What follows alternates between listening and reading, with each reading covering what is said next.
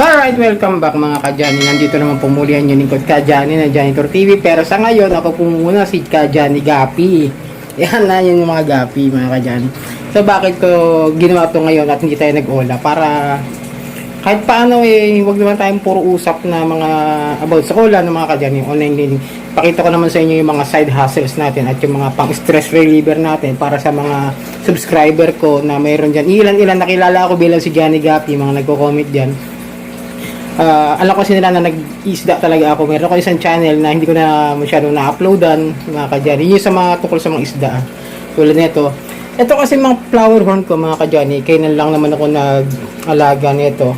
Parang last year. Tama ba? Kasi ito yung pinakauna kong flower horn na nabilit na iwan ko. Kasi ang pinaplano ko sa pag-aalaga ng flower horn is buy and sell. Tulad nito, naiwan na to. Bala ko ibenta ito noon kaso hindi nga siya masyado nabili dahil sa mga ka-Johnny, no, sa flower horn, pag ganito klase yung cock, yung ganyan makinis, walang masyadong tawag dyan is panot. Kaya hindi masyado siyang pero sa pagiging cockster mga ka-Johnny sa flower horn, pasok na pasok siya sa pagiging monster cock. Yan, monster cock o cockster, yan. Kaya solid yan, laki ng ulo yan. Ito rin naman mga ka-Johnny, ito mga side hustles ko talaga ito noong pandemic.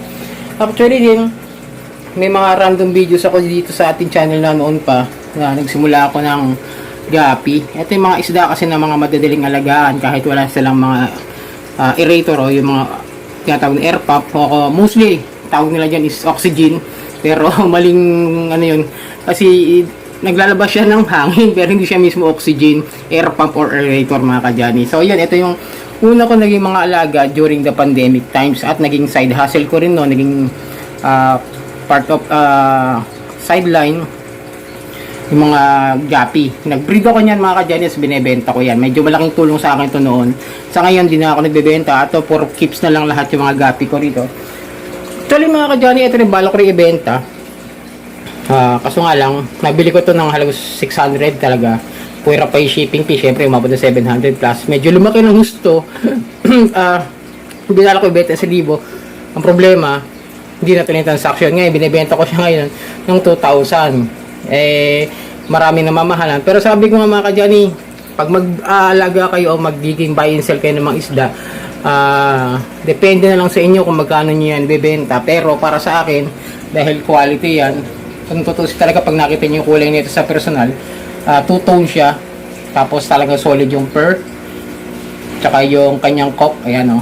TCC Campasenso to. Tas Nirvana strain.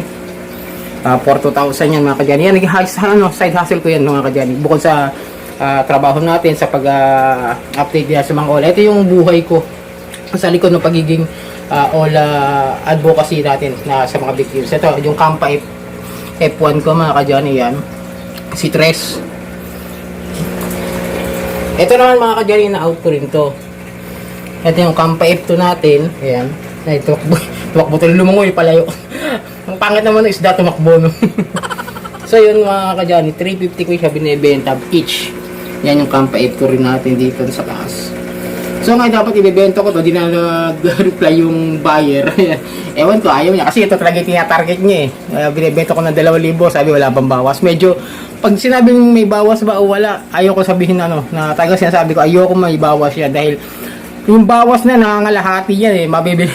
Ang balak siguro bilis mo 1,000 kasi nakarang binibili nga ito sa akin 1,000 ganyan kalaki. Lugi-lugi ako ron mga ka-Johnny.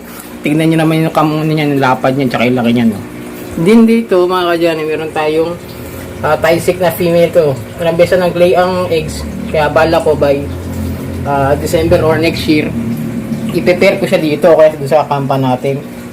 Bala ko na mag-breed para mga ka-Johnny, pag natuto tayo mag-breed nito, na pag-aaralan ko rin kasi di pa ako nakapag-breed ng flower horn, totoo lang.